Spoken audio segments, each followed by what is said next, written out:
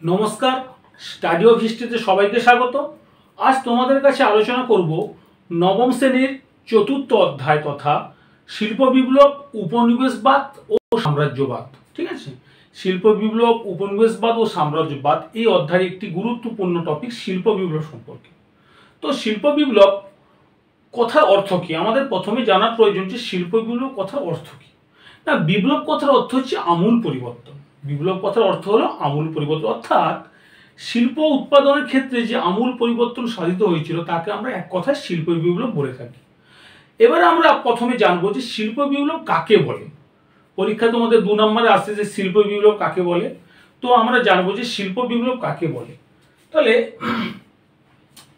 অষ্টাদশ শতাব্দীর মধ্যভাগে দৈহিক শ্রমের পরিবর্তে বিভিন্ন বৈজ্ঞানিক আবিষ্কারের ফলে এবং তার সফল প্রয়োগের মাধ্যমে শিল্প উৎপাদনের ক্ষেত্রে যে পরিমাণগত ও গুণগত মানের যে অভূতপূর্ব বৃদ্ধি দেখা যায় সেটাই হলো শিল্প বিপ্লব।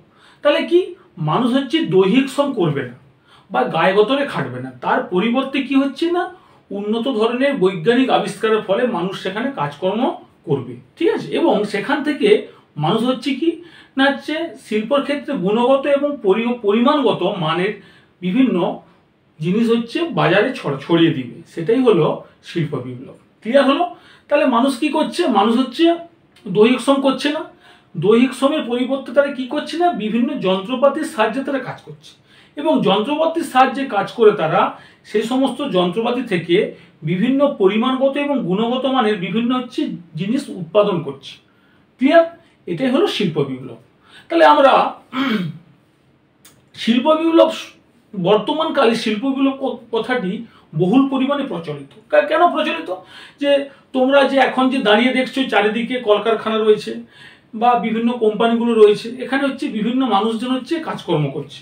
এক স্থানের মানুষ অন্য স্থানের মানুষরা এসে কলকারখানাতে অংশগ্রহণ করছে, বিভিন্ন ধরনের যন্ত্রপাতি মেশিনের আগের দিকে তারা কাজ করছে। তাহলে বর্তমানকালে এই শিল্প বিপ্লব বা ইন্ডাস্ট্রিয়াল রেভলিউশন এই কথাটি এখন বহুল পরিমাণে প্রচলিত। 1837 খ্রিস্টাব্দে অগাস্তে ব্ল্যাঙ্কি প্রথম শিল্প বিপ্লব কথাটি কি করেছিলেন? ব্যবহার করেছিলেন। প্রথম এই শিল্প বিপ্লব শব্দটি ব্যবহার করেছিলেন কত খ্রিস্টাব্দে? না, 1837 খ্রিস্টাব্দে। পরীক্ষা আমাদের শর্ট কোশ্চেন আছে যে কে প্রথম শিল্প বিপ্লব কথাটি ব্যবহার করেন? না, হচ্ছে অগাস্তে ব্ল্যাঙ্কি 1837 খ্রিস্টাব্দে। পরবর্তীকালে আর্নল্ড টয়নবি অক্সফোর্ড বক্তৃতামালায় বুদ্ধিজীবীদের সামনে এই শিল্প বিপ্লব কথাটিকে জনপ্রিয় করে তুলেছিলেন এবং আর্নল্ড টয়নবি বলেছিলেন যে এই শিল্প বিপ্লব ইংল্যান্ডের ইতিহাসে প্রথম একটি বিপ্লব, যে শিল্পের ক্ষেত্রে গুণগত মান ও পরিমাণগত মানের বৃদ্ধি প্রথম ইংল্যান্ডে হয়েছিল। তাই ইংল্যান্ডে প্রথম শিল্প বিপ্লব সংঘটিত হয়েছিল। ব্ল্যাঙ্কি কি বলেছে? ব্ল্যাঙ্কি বলেছে যে ইউরোপের ইতিহাসে যেমন ফরাসি বিপ্লব একটা যুগ পরিবর্তনের সৃষ্টি করেছিল, তেমনি শিল্প বিপ্লব একটা উল্লেখযোগ্য যুগ পরিবর্তনের ইতিহাস রচনা করেছিল। ঠিক আছে, তাহলে এইবারে আমরা আসবো যে শিল্প বিপ্লব সম্পর্কে বিভিন্ন ঐতিহাসিকগণ তারা কি কি সময়ের উল্লেখ করেছেন। অর্থাৎ ইংল্যান্ডে যে প্রথম শিল্প বিপ্লব সংঘটিত হয়েছিল, ইংল্যান্ডে কোন সময় শিল্প বিপ্লব সংঘটিত হয়েছিল বা জনপ্রিয়তা অর্জন করেছিল, বিভিন্ন ঐতিহাসিকগণ বিভিন্ন সময়কে উল্লেখ করেছেন। যেমন কি, প্রথমে যদি আমরা আসি শিল্প বিপ্লবের সময়কাল, বিভিন্ন ঐতিহাসিকের মতবাদ। প্রথমে যদি আমরা আসি কিনা আর্নল্ড টয়নবি। টয়নবি কি বলেছে না, 1760 খ্রিস্টাব্দে প্রথম হচ্ছে ইংল্যান্ডের শিল্প বিপ্লব সংঘটিত হয়েছিল। কারণ ওই সময় ইংল্যান্ডের বিভিন্ন বৈজ্ঞানিক আবিষ্কার, বিভিন্ন যন্ত্রপাতির দ্বারা বিভিন্ন উন্নত বাজার, মূলধনের প্রাচুর্য, এইসবের ফলে ইংল্যান্ডে সেই সময় শিল্প বিপ্লব একটা জনপ্রিয়তা অর্জন করেছিল, বা তার কথা এই সময় শিল্প বিপ্লব ইংল্যান্ডের ক্ষেত্রে টেক অফ বা উড়ানকাল ছিল। ঠিক আছে, ক্লিয়ার? এবার আমরা আসবো কি না, পরের ঐতিহাসিক কি বলেছে না, ফিলিস ডিন ও হবসবম কি বলেছে না, তারা বলেছে যে 1760 থেকে 80, অর্থাৎ এই সময় ছিল ইংল্যান্ডের ক্ষেত্রে শিল্প বিপ্লব একটা মূল সময়কাল। অর্থাৎ তাদের ক্ষেত্রে এই সময় ছিল টেক অফ বা উড়ানকাল শিল্প বিপ্লবের ক্ষেত্রে ইংল্যান্ডে। তারপরে নেপ কি বলেছে না, নেপ বলেছে যে ষোড়শ ও সপ্তদশ শতকে ইংল্যান্ডে মূলত শিল্প বিপ্লবের সূচনাকাল। সেই সময় ইংল্যান্ডে শিল্প বিপ্লব একটা উল্লেখযোগ্য মাত্রায় হচ্ছে পর্যবসিত হয়েছিল। তাহলে ক্লিয়ার হলো আমরা কি জানলাম? আমরা প্রথমে জানলাম যে শিল্প বিপ্লব কথা অর্থ কি, আমূল পরিবর্তন। আচ্ছা, শিল্প বিপ্লব কাকে বলে জানলাম, এবং শিল্প বিপ্লবের সময়কাল জানলাম, এবং শিল্প বিপ্লব কথাটি প্রথম কে ব্যবহার করেন কত খ্রিস্টাব্দ জানলাম। ঠিক আছে, এগুলো তোমাদের পরীক্ষায় আলাদা আলাদা ধরনের কোশ্চিন হয়। যেমন শিল্প বিপ্লব কাকে বলে হয়তো তোমাদের পরীক্ষায় 2 নম্বরে আসতে পারে। ঠিক আছে, শিল্প বিপ্লব কাকে বলে তোমাদের হয়তো পরীক্ষায় 2 নম্বরে আসতে পারে। শিল্প বিপ্লবের সময়কাল সম্পর্কে তোমাদের পরীক্ষা হয়তো 2 নম্বর বা 4 নম্বর আলাদা করে পরীক্ষা আসতে পারে। তো তোমাদের আজকে টোটাল শিল্প বিপ্লব সম্পর্কে কি কি ধরনের পরীক্ষায় কোশ্চিন হয় তোমাদের আজকে টোটাল এগুলো আলোচনা করব আমি। ঠিক আছে, তাহলে প্রথমে আলোচনা করলাম শিল্প বিপ্লব কাকে বলে, শিল্প বিপ্লবের সময়কাল।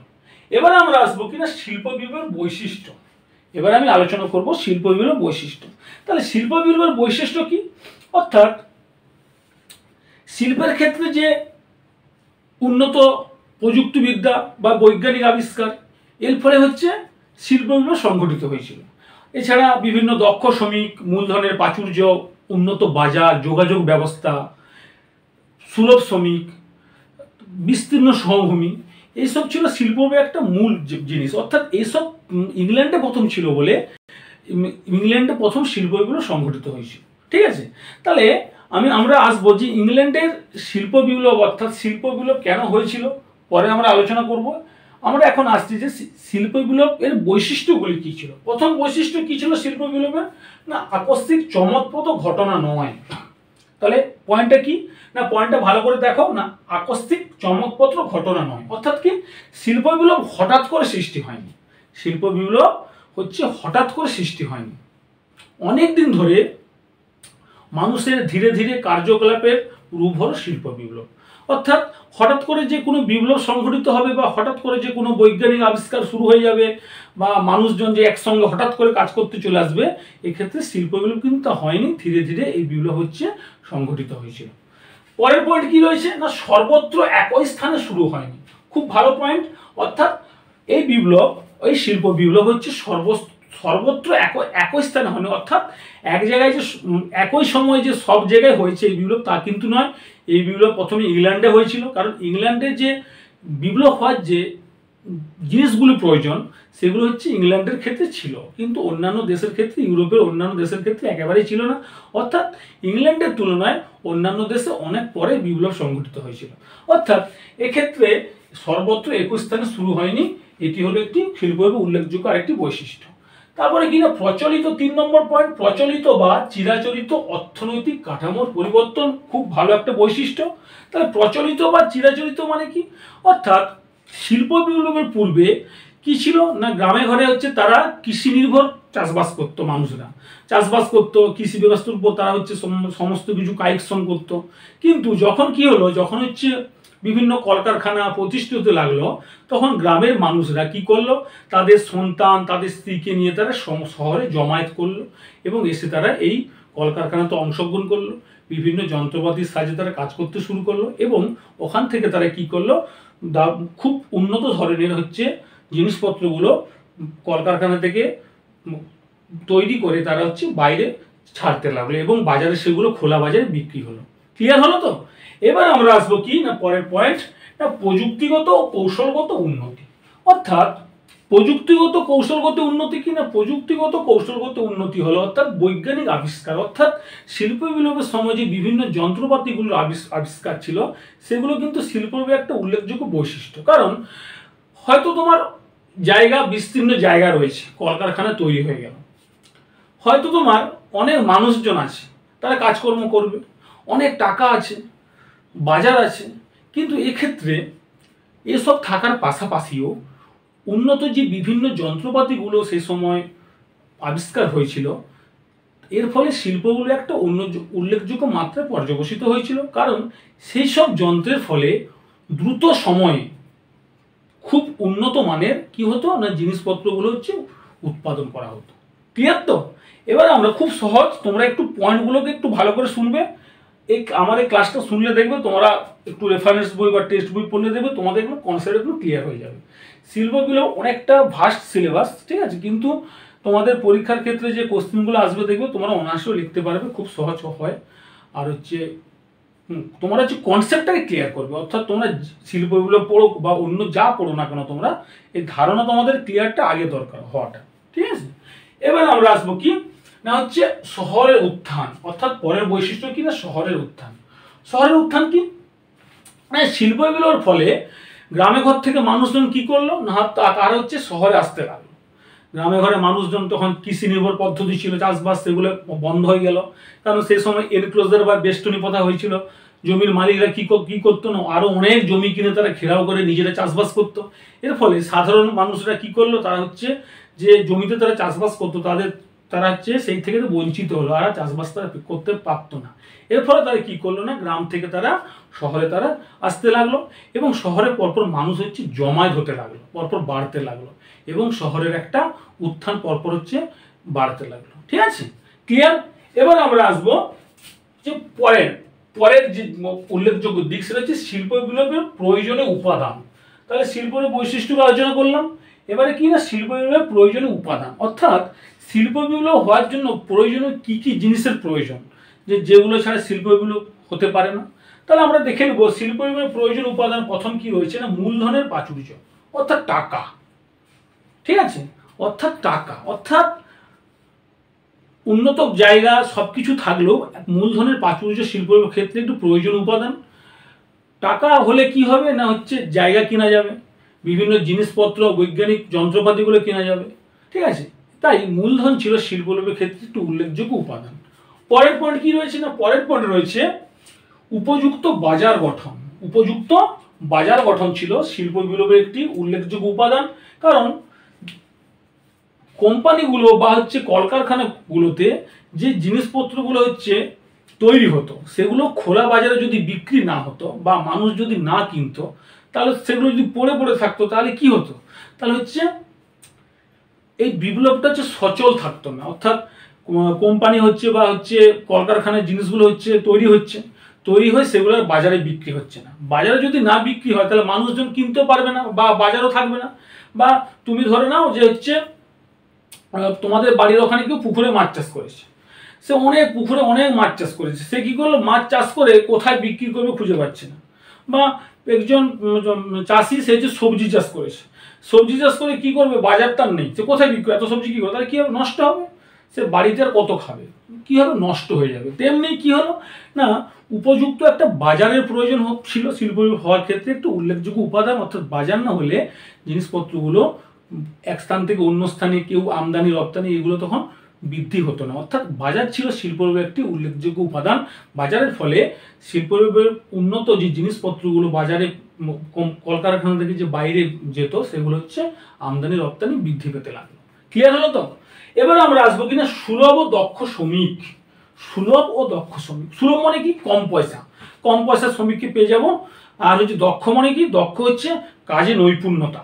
অর্থাৎ সে সময় গ্রাম থেকে যে মানুষজনগুলো অর্থাৎ চাষি যারা চাষ অর্থাৎ চিরাচরিত ওই যে কৃষি ব্যবস্থা বা চাষবাস করতো, তারা ছেড়ে দিয়ে তারা শহরে এলো। অর্থাৎ গ্রামে হচ্ছে কৃষি ব্যবস্থা বন্ধ হয়ে গেলো। আমি একটু আগে বললাম এনক্লোজার মুভমেন্টের ফলে, অর্থাৎ বেষ্টনী কথা। জমির মালিকরা কি করলো জমিকে আরো কিনে তারা নিজেরাই চাষ করতে শুরু করলো। অর্থাৎ জমির মালিকের অধীনে যারা সে সমস্ত চাষিরা চাষ করতো তারা চাষ করতে পারলো না। এর ফলে কি হলো, এর ফলে হচ্ছে তারা শহরে এলো। শহরে এসে তারা এই কলকারখানাগুলোতে অংশগ্রহণ করতে লাগলো কম পয়সায়, এবং তারা দক্ষ পরিশ্রমের ফলে তারা কলকারখানাগুলোতে কাজ করতে লাগলো। এটি হলো শিল্পের একটি উল্লেখযোগ্য উপাদান। পরের পয়েন্ট কি রয়েছে না আরেকটি উপাদান দেখবো যে বিস্তীর্ণ ভূমিভাগ। বিস্তীর্ণ মানে কি না সমতল বা ফ্ল্যাট, অর্থাৎ সমতল ভূমিভাগ বা ফ্ল্যাট জমিতেই হচ্ছে কলকারখানা খুব ভালো হয়। তাই এটি হলো আরেকটি উল্লেখযোগ্য উপাদান। পরের পয়েন্ট কিনা বৈজ্ঞানিক আবিষ্কার। বৈজ্ঞানিক আবিষ্কার আমি একটু আগে বলেছি যে নানা ধরনের উন্নত যন্ত্রপাতির ব্যবহার, এর ফলে নতুন নতুন পরিমাণগত গুণগত মানের হচ্ছে জিনিসপত্র তৈরি হবে, সেগুলো ওইখান থেকে তৈরি হয়ে বাজারে হচ্ছে ছড়িয়ে পড়বে, ওখান থেকে মানুষজন আবার কি করবে আমদানি রপ্তানি করবে। তাই এই বৈজ্ঞানিক আবিষ্কার ছিল শিল্প বিপ্লবের একটি উল্লেখযোগ্য উপাদান। এগুলো একদম সহজ পয়েন্ট, তোমরা নিজেরাই ডিসকাস করতে পারবে, জাস্ট পয়েন্টের উপর লেখা, একটু মোটামুটি জাস্ট একটু কনসেপ্টটা জেনে নিলে তোমরা, ধারণাটা জেনে নিলে তোমরা অবশ্যই নিজেরাই পরীক্ষার সময় তোমরা লিখতে পারবে। পরের পয়েন্ট কি রয়েছে না আমদানি রপ্তানি, অর্থাৎ আমদানি রপ্তানির সুবিধা। আমদানি রপ্তানি মানে কি, সেই কলকারখানা থেকে মাল হচ্ছে জিনিসপত্রগুলো বাইরে বেরালো, বেরিয়ে কি হলো না হচ্ছে আমদানি রপ্তানি হলো, অর্থাৎ মানুষ কিনছে নিয়ে যাচ্ছে আবার অন্য দেশ থেকে আসছে। এই যে আমদানি রপ্তানি ছিল শিল্পের একটি উল্লেখযোগ্য কি না হচ্ছে উপাদান। ক্লিয়ার? এবার আমরা আসবো কি সবচেয়ে যেটা গুরুত্বপূর্ণ কোশ্চেন পরীক্ষায় আসে, যে ইংল্যান্ডে কেন প্রথম শিল্প বিপ্লব সংঘটিত হয়েছিল। অন্যান্য দেশেও তো শিল্প বিপ্লব হতে পারতো, কিন্তু ইংল্যান্ডে প্রথম হলো কেন? ইংল্যান্ডে কেন প্রথম শিল্প বিপ্লব সংঘটিত হয়েছিল? অর্থাৎ ইংল্যান্ডে 1760 থেকে 80 খ্রিস্টাব্দ নাগাদ শিল্প বিপ্লব হচ্ছে সংঘটিত হয়েছিল। তার কারণ কি? প্রথম কারণ কি রয়েছে না হচ্ছে প্রাকৃতিক পরিবেশ। এই সময় ইংল্যান্ডের প্রাকৃতিক পরিবেশ ছিল খুব উন্নত জলবায়ু ছিল। তাছাড়া এই সময় নদীপথে ব্যবসা বাণিজ্য করার সুবিধা ছিল, উন্নত চরভাবাপন্ন হচ্ছে জলবায়ু, উন্নত জলবায়ু। এর ফলে ইংল্যান্ডে প্রকৃতিগত দিক থেকে একটি উল্লেখযোগ্য মাত্রা দান করেছিল, তাই ইংল্যান্ডে প্রথম শিল্প বিপ্লব সংঘটিত হয়েছিল। ক্লিয়ার? এবার আমরা আসবো পরের পয়েন্ট কি না কাঁচামালের যোগান। অর্থাৎ কাঁচামালের যোগান কি না, কাঁচামালের যোগান হচ্ছে বাইরের দেশ থেকে কাঁচামাল ইংল্যান্ডে আসতো। এই যোগানের ফলে ইংল্যান্ডে শিল্প বিপ্লব সংঘটিত হয়েছিল। একদম পয়েন্টের ভিত্তিতে তোমরা লিখতে পারবে, নিজেরাই ডিসকাস করতে পারবে। কাঁচামাল মানে কি, যে জিনিসটা আমার লাগবে, অর্থাৎ যে জিনিসটা আমার কলকারখানার ক্ষেত্রে লাগবে, সেই জিনিসটা বাইরে থেকে তখন আসতো ইংল্যান্ডে। এর ফলে ইংল্যান্ডে সময় বিপ্লব হচ্ছে শিল্প বিপ্লব ভালো হয়েছিল, অর্থাৎ জিনিসপত্রগুলো ভালো তৈরি হতো, সেগুলো হচ্ছে ওখান থেকে আবার বাইরে ছড়িয়ে পড়তো। অর্থাৎ কাঁচামাল ছিল শিল্প বিপ্লব, ইংল্যান্ডের শিল্প বিপ্লব একটি উল্লেখযোগ্য আরেকটি দিক। তারপরের পয়েন্ট কি আছে না জনসংখ্যা বৃদ্ধি। জনসংখ্যা বৃদ্ধি মানে কি না হচ্ছে গ্রাম থেকে মানুষরা কি হচ্ছে না হচ্ছে শহরে চলে আসছে। অর্থাৎ ইংল্যান্ডে সে সময় গ্রাম থেকে অসংখ্য মানুষরা শহরে এসেছিল। গ্রামে এই চিরাচরিত কৃষি ব্যবস্থা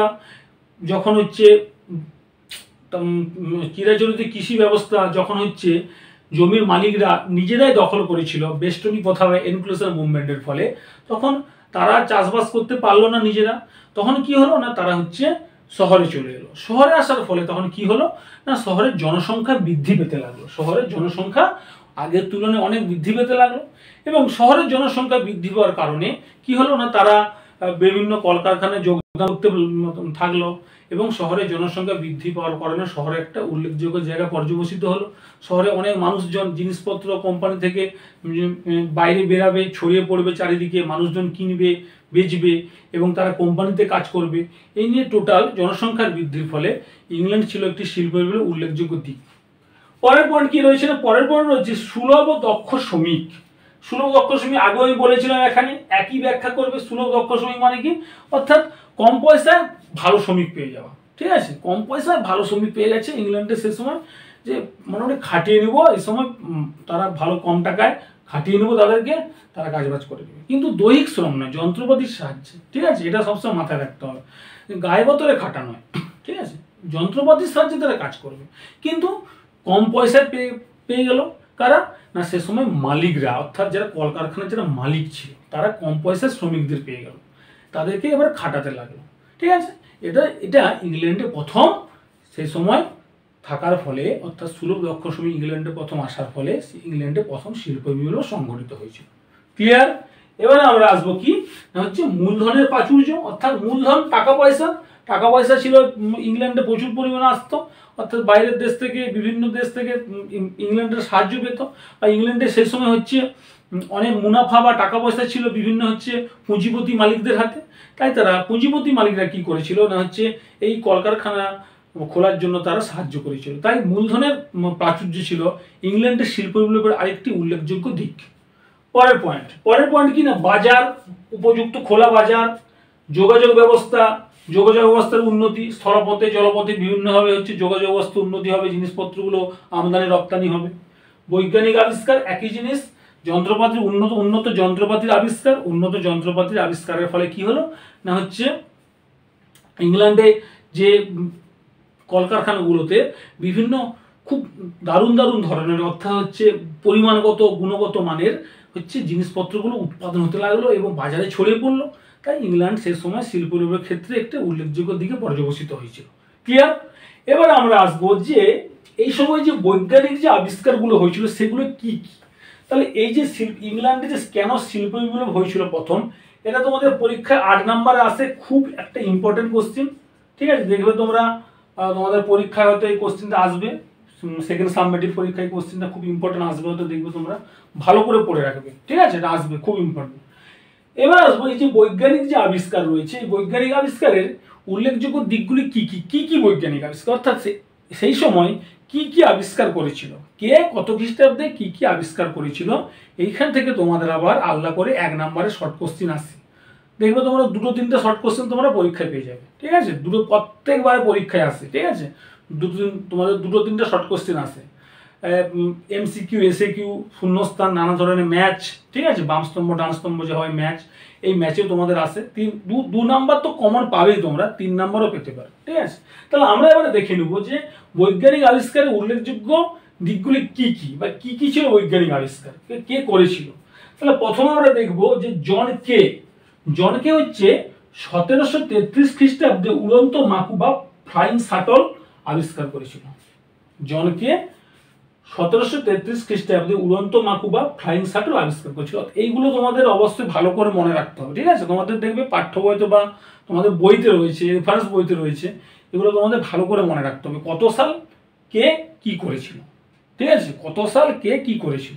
আচ্ছা, এবার আসবো কিনা হারগিভস 1765 খ্রিস্টাব্দে স্পিনিং জিনি বা হচ্ছে সুতা কাটার যন্ত্র আবিষ্কার করেছিল। কত সালে না 1765 খ্রিস্টাব্দে। কে না হারগিভস। কি করেছিল না হচ্ছে স্পিনিং জেনি বা সুতো কাটার যন্ত্র হলো। এবার আসবো কিনা আর্করাইট, কি করেছিল না 1769 খ্রিস্টাব্দে ওয়াটার ফ্রেম আবিষ্কার করেছিল। 1779 খ্রিস্টাব্দে ক্রপটন এর মিউল, 1785 খ্রিস্টাব্দে কার্টরাইটের পাওয়ার লুম বা যন্ত্রচালিত তাঁত। এগুলো হচ্ছে বস্ত্র শিল্পের ক্ষেত্রে হয়েছিল। এই যন্ত্রপাতিগুলো বস্ত্র শিল্পের ক্ষেত্রে আবিষ্কার হয়েছিল বা সেই সময় ছিল। তাহলে এবারে আসবো যে বস্ত্র শিল্পের পরে কিনা অন্যান্য আবিষ্কার, অর্থাৎ বস্ত্র শিল্পের পরও আর কি কি আবিষ্কার হয়েছিল অন্যান্য ক্ষেত্রে। অর্থাৎ 1760 খ্রিস্টাব্দে জন মিটন লোহা গলাবার চুল্লি বা ব্লাস্ট ফার্নেস আবিষ্কার করেন। কত খ্রিস্টাব্দে না 1760 খ্রিস্টাব্দে। কে না হচ্ছে জন মিটন লোহা গলাবার চুল্লি বা ব্লাস্ট ফার্নেস আবিষ্কার করেন। তারপরে কে রয়েছে না 1769 খ্রিস্টাব্দে জেমস ওয়াট বাষ্পচালিত ইঞ্জিন। পরীক্ষায় তোমাদের শর্ট কোশ্চেন আসে, বাষ্পচালিত ইঞ্জিন কত খ্রিস্টাব্দে কি আবিষ্কার করেন। ঠিক আছে, তারপরে আসবো যে বাষ্পচালিত রেল ইঞ্জিন কত খ্রিস্টাব্দে আবিষ্কার করেন, এগুলো পরপর আসছে দেখো। তারপর 1811 খ্রিস্টাব্দে টেলফোর্ড ও ম্যাকডাম পাথরকুচি বা পিচ ঢালাই রাস্তা আবিষ্কার করেন। ঠিক আছে, সে সময় পাথরকুচি বা পিচ ঢালাই রাস্তা, যে এখন আমরা যে পিচ রাস্তায় হাঁটছি, বুঝতে পেরেছো তো, এই এখন যে আমরা পিচ রাস্তায় হাঁটি, আমরা যে যানবাহন যায়, গাড়ি যায়, এই পিচ রাস্তা আবিষ্কার 1811 খ্রিস্টাব্দে টেলফোর্ড ও ম্যাকডাম পাথরকুচি বা পিচ ঢালাই রাস্তা। 1814 খ্রিস্টাব্দে জন স্টিফেনসন বাষ্পচালিত রেল ইঞ্জিন, খুব ইম্পর্টেন্ট। 1815 খ্রিস্টাব্দে হামফ্রে ডেভির সেফটি ল্যাম্প এবং 1815 খ্রিস্টাব্দে ফুলটন বাষ্পীয় পথ। এগুলো তোমাদের বৈজ্ঞানিক আবিষ্কারের বস্ত্র শিল্পে এবং অন্যান্য আবিষ্কার। ক্লিয়ার হলো? তাহলে আমরা প্রথম থেকে কি জানলাম আরেকবার দেখে নিই। প্রথম থেকে আমরা জানলাম হচ্ছে শিল্প বিপ্লব কথার অর্থ কি, শিল্প বিপ্লব কাকে বলে, শিল্প বিপ্লবের সময়কাল, অর্থাৎ বিভিন্ন ঐতিহাসিকরা ইংল্যান্ড যে শিল্প বিপ্লব হয়েছিল কোন সময়কে উল্লেখ করেছেন, শিল্প বিপ্লবের বৈশিষ্ট্যগুলো কি কি, শিল্প বিপ্লবের প্রয়োজনীয় উপাদান, এগুলো 2 নাম্বার বা 4 নাম্বার করে আল্লাহ আসে পরীক্ষায় উপাদান, এবং ইংল্যান্ডে কেন প্রথম শিল্প বিপ্লব হয়েছিল এটা আজকে এটা আলোচনা করলাম। তারপরে বৈজ্ঞানিক আবিষ্কার আলোচনা করলাম। ক্লিয়ার হলো তখন পর্যন্ত? পুরোটা ক্লিয়ার হলো এতটা পর্যন্ত? এবারে আমরা অন্য জায়গায় আলোচনা করছি, কি আছে আমরা দেখে নেবো এবারে। তাহলে এখান থেকে তোমাদের 2 নাম্বার 4 নাম্বার 8 নাম্বারের তোমাদের ধাপে ধাপে আলাদা আলাদা কোশ্চিন আসতে পারে, বা বৈজ্ঞানিক আবিষ্কার তোমাদের শর্ট কোশ্চিন আসতে পারে, বিভিন্ন ধরনের 2-3 নাম্বার পরীক্ষা আসে কোশ্চিন। তোমরা পরীক্ষায় যখন দেবে, যখন হাতে কোশ্চিন পাবে দেখবে, তখন আমার কথাটা মিলিয়ে নেবে। ঠিক আছে, 2 থেকে 3 নাম্বারের শর্ট কোশ্চিন এখান থেকে পেয়ে যাবে। এবারে আমরা আসবো যে ইংল্যান্ডে তো প্রথম শিল্প বিপ্লব সংগঠিত হয়েছিল, কিন্তু অন্যান্য দেশে কেন দেরিতে হয়েছিল, অন্যান্য দেশে কেন দেরি, খুব একটা সহজ, তোমরা নিজেরাই পারবে ডিসকাস করতে। ইংল্যান্ডের যে প্রয়োজনীয় যে কাঁচামাল বা বাজার বা মূলধনের প্রাচুর্য, সুলভ দক্ষ শ্রমিক, এগুলো হচ্ছে ইংল্যান্ডের পথ ছিল, ঠিক আছে, সে সময় ইংল্যান্ডে ছিল। কিন্তু ফ্রান্স, জার্মানি, রাশিয়া, এই তিনটি দেশে, ইউরোপের তিনটি দেশে ইংল্যান্ডের তুলনায় অনেক পরে শিল্প বিপ্লব সংঘটিত হয়েছিল, অনেক পরে শিল্প বিপ্লব সংঘটিত হয়েছিল। তাহলে আমরা দেখে নেব যে হচ্ছে ইংল্যান্ডের তুলনায়, এখানে একটু আলো পড়েছে, ঠিক আছে, একটু আমি তোমাদের বলে নিচ্ছি, দেখে নাও। ইংল্যান্ডের তুলনায় অন্যান্য দেশের শিল্প বিপ্লব কেন দেরিতে হয়েছিল?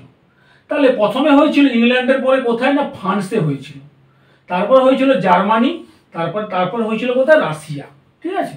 তাহলে ফ্রান্সে দেরিতে হয়েছিল কেন? কারণ ইংল্যান্ডের ক্ষেত্রে যেসব দিকগুলো ছিল সেগুলো ফ্রান্সের ক্ষেত্রে ছিল না। তাছাড়া ফ্রান্সের হচ্ছে ব্যাংকিং ব্যবস্থা তেমন উন্নত ছিল না। ফ্রান্সে যখন পরবর্তীকালে যখন হচ্ছে শিল্প বিপ্লব সংগঠিত হয়েছিল, তখন ফ্রান্সের সম্রাট তৃতীয় নেপোলিয়ন বিশেষ ভূমিকা পালন করেছিলেন। তিনি হচ্ছে 14,000 রেলপথ, সম্ভবত 14,000 রেলপথ হচ্ছে বিস্তার করেছিলেন। তাছাড়া হচ্ছে তিনি হচ্ছে ব্যাংকিং ব্যবস্থা করেছিলেন, ক্রেডিট মোবিলার, ক্রেডিট ফাসিয়ার, এইসব ব্যাংক, আধা সামরিক ব্যাংক গঠন করেছিলেন। তোমরা দেখবে তোমাদের বইয়ে বা রেফারেন্স বই আছে, একটু ভালো করে তোমরা পড়বে, তখন করেছিল। কিন্তু ফ্রান্সের ক্ষেত্রে এইসব দিকগুলো ছিল না, অর্থাৎ মূলধনের প্রাচুর্য বা কাঁচামালের যোগান বা জনসংখ্যা বৃদ্ধি বা হচ্ছে সুলভ দক্ষ শ্রমিক, মূলধনের বাজার, ঠিক আছে, বা যোগাযোগ ব্যবস্থা, বৈজ্ঞানিক আবিষ্কার ফ্রান্সে সে সময় ছিল হয়নি। তাই ফ্রান্সে বিপ্লব, শিল্প বিপ্লব অনেক দেরিতে সংঘটিত হয়েছিল। ক্লিয়ার হলো তো? এরপরে আছে কিনা জার্মানি, অর্থাৎ জার্মানির ক্ষেত্রে ঠিক একই। জার্মানির ক্ষেত্রে বিভিন্ন ধরনের ব্যাংকিং ব্যবস্থা, টাকা পয়সা, ঋণদান বা পুঁজিপতির হাতে এমন পয়সা ছিল না। তারা হচ্ছে সেই সময় হচ্ছে টাকা দিয়ে বিপ্লব, অর্থাৎ কলকারখানা গড়ে তুলতে পারেনি, বা বিস্তীর্ণ সমভূমির অভাব ছিল, যে ফ্ল্যাট জায়গার অভাব ছিল। ঠিক রাশিয়ার ক্ষেত্রে ঠিক একই ব্যাপার। রাশিয়ার ক্ষেত্রে সে সময় হচ্ছে তেমন উন্নত জায়গা বা হচ্ছে মূলধনের প্রাচুর্যতা এসব ছিল না, ঠিক আছে। জাস্ট তোমাদের কনসেপ্টটা ক্লিয়ার করলাম, তোমরা ভালো করে পড়বে। ওটাই ঐতিহাসিক লেবোয়ার কি বলেছে, না লেবোয়ার বলেছে যে ইংল্যান্ডে যে পরিমাণগত গুণগত মানের যে দিক বা যে বৈজ্ঞানিক যে বিভিন্ন ধরনের যন্ত্রপাতির আবিষ্কার হয়েছিল, এক্ষেত্রে ফ্রান্সের ক্ষেত্রে কিন্তু ছিল না, ফ্রান্সের ক্ষেত্রে কিন্তু ছিল না। তাই ফ্রান্স ইংল্যান্ডের তুলনায়, অর্থাৎ ইংল্যান্ডের অনেক পরে ফ্রান্সের শিল্প বিপ্লব সংঘটিত হয়েছিল। ফ্রান্সের পরে জার্মানি, রাশিয়া ইত্যাদি ক্ষেত্রে পরে পরে এসব দেশে শিল্প বিপ্লব সংঘটিত হয়েছিল। ক্লিয়ার হলো? ঠিক আছে। আচ্ছা, এবারে আলোচনা আসবো যে শিল্প বিপ্লবের প্রভাব, শিল্প বিপ্লবের প্রভাব। তাহলে আমরা কি কি কোশ্চেনগুলো পেলাম, তোমরা পরপর তোমরা খাতায় নোট করতে পারো, বা খাতায় নোট না করলে তোমাদের টেক্সট বই আছে, তোমরা দেখবে যে পরপর শিল্প বিপ্লব সম্পর্কে পরীক্ষায় কি কি কোশ্চেনগুলো আসে। অর্থাৎ কাকে বলে, সময়কাল, বৈশিষ্ট্য, প্রয়োজনীয় উপাদান, প্রথম কেন শিল্প বিপ্লব হয়েছিল, বা ইংল্যান্ডের তুলনায় অন্যান্য দেশে কেন শিল্প বিপ্লব হয়েছিল, ফ্রান্স, রাশিয়া, জার্মানি। এটা 8 নম্বরের কোশ্চেন হয় পরীক্ষায়, এটা 8 নম্বর আসে আল্লাহ করে। এটা আবার হয়তো এটা 8 নম্বর আসে, আবার 4 নম্বর হয়তো আর ছোট করে আসতে পারে, হয়তো 4 নম্বর পয়েন্ট একটু কম দিবে, 4টা 5টা পয়েন্ট দিয়ে লিখলে ভূমিক উপসংহার দিয়ে সুন্দর করে গুছিয়ে। তারপর আসো প্রভাব, এফেক্ট, ঠিক আছে।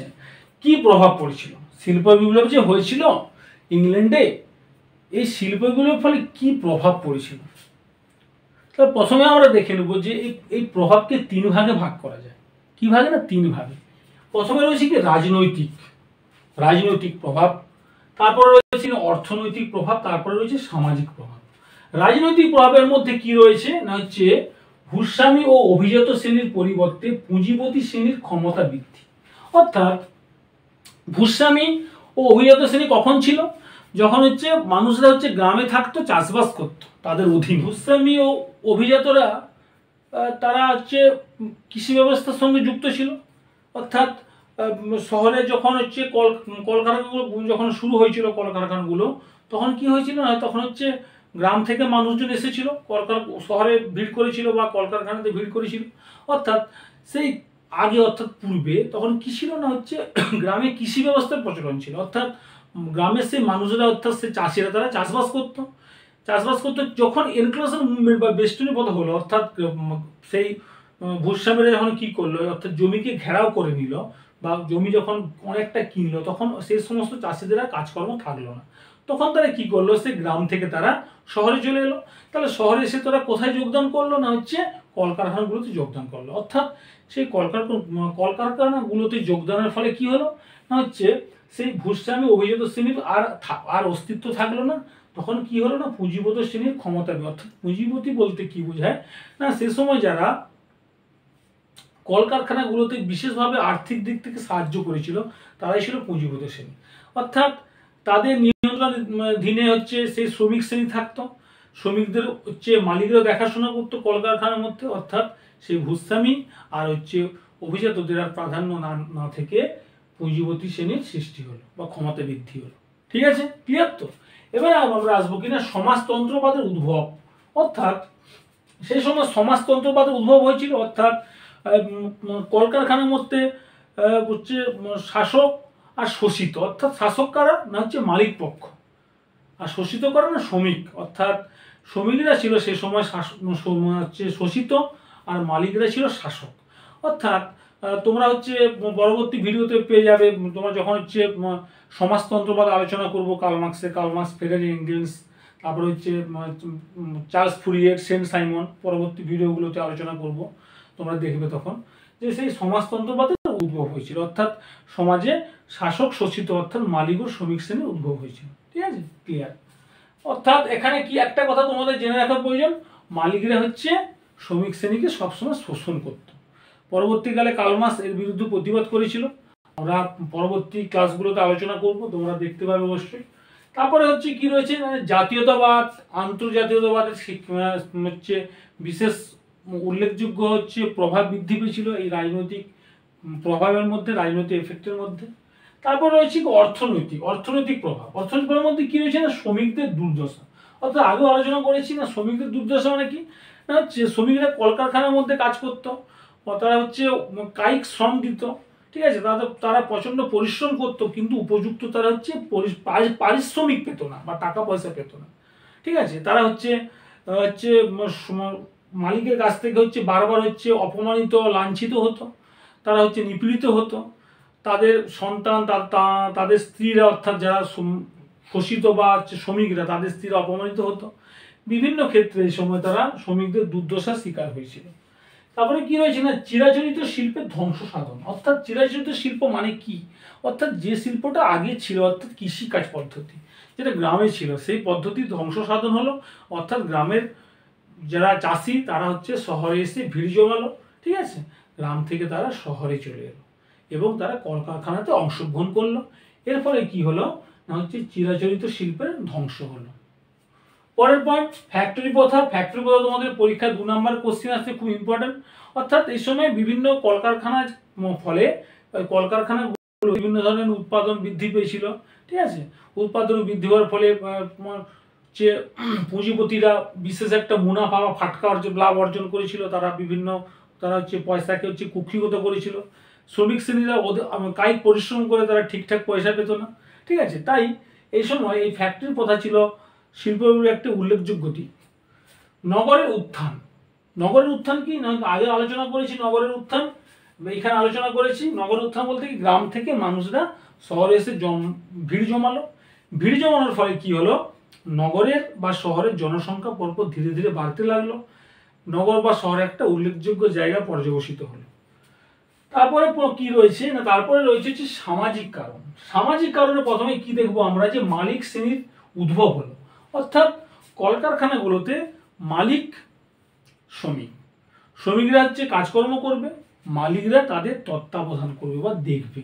তাহলে এই মালিক ও শ্রমিক শ্রেণীর শিল্প বিপ্লবের ফলে সৃষ্টি হয়েছিল। পরের পয়েন্ট শ্রমিকদের দুর্দশা বৃদ্ধি পেয়েছিল, আগেও আলোচনা করেছি। তারা অত্যাধিকভাবে পরিশ্রম করতো কিন্তু তারা উপযুক্ত পারিশ্রমিক পেত না, তাই তারা হচ্ছে দুর্দশার শিকার হয়েছিল বা তারা সে সময় বিভিন্নভাবে অপমানিত, লাঞ্ছিত হতো। শহরের নোংরা জায়গায় তারা থাকতো, যাকে আমরা বলবো ঘেটো। আমরা পরবর্তীকালে আলোচনা করব যে ঘেটো কি, বা তোমাদের হয়তো নোট দিতে পারি ঘেটো কি, পরীক্ষা আসে 4 নাম্বার বা 2 নাম্বার আসে। যে তারা হচ্ছে শহরের নোংরা জায়গায় তারা থাকতে লাগলো। ঠিক আছে, তাদেরকে হচ্ছে শহরের যে উচ্চপদস্থ মানুষজন তারা হচ্ছে ঘৃণার চোখে দেখতো, তাই তাদেরকে হচ্ছে পাঁচিল দিয়ে ঘিরে রাখতো বা তাদের দরজা লাগিয়ে রাখতো ইত্যাদি ইত্যাদি। এগুলো ছিল ঘেটোর মধ্যে পড়ে। তারপর আসবো কি না হচ্ছে বুর্জোয়া শ্রেণীর উদ্ভব। এই সময় হচ্ছে বুর্জোয়া শ্রেণীর উদ্ভব ঘটেছিল। ক্লিয়ার? তাহলে আমরা প্রভাবটা আলোচনা করলাম, রাজনৈতিক, অর্থনৈতিক, সামাজিক কারণ, সামাজিক প্রভাব। তোমাদের একদম সহজ করে একদম বলে দিয়েছি, ঠিক আছে, একদম সহজ করে ভেঙে ভেঙে। পরীক্ষা তোমাদের এখান থেকে দেখবে কোশ্চিন আসবে যে শিল্পবিপ্লব কাকে বলে বা তার সময়কাল, এই ধরনের যে কোশ্চিনগুলো হয়, ইংল্যান্ডে কেন হয়েছিল, রাজনৈতিক বা অর্থনৈতিক সামাজিক প্রভাব, ইংল্যান্ডের তুলনায় এসব দেশে কেন শিল্প দেরিতে হয়েছিল, বৈজ্ঞানিক আবিষ্কার ইত্যাদি ইত্যাদি, ঠিক আছে। এখান থেকে তোমরা ভালো করে তোমাদের টেক্সট বই, রেফারেন্স বই ধরে ভালো করে পড়বে। চ্যাপ্টারটা একটু বড়, এই টপিকটাতে শিল্প বিপ্লবটা একটু বড়, কিন্তু তোমাদের পরীক্ষায় যে কোশ্চেনগুলো আসবে তোমরা অনায়াসে লিখতে পারবে, ঠিক আছে। বড় হলেও খুব জাস্ট সহজ সহজ, ঠিক আছে। ক্লিয়ার হলো তাহলে আজকে? আচ্ছা, যদি ভিডিওটি তোমাদের ভালো লেগে থাকে আর তোমরা এই চ্যানেলটি সাবস্ক্রাইব করবে এবং পাশে থাকা বেল আইকনটি ক্লিক করবে, দিলে তোমরা নবম শ্রেণীর ধারাবাহিক ভিডিও, সমস্ত কিছু আলোচনা, নোটস, তোমরা সাজেশান সব তোমরা পেয়ে যাবে। আজ এখানে রাখছি, ভালো থেকো, সুস্থ থাকো।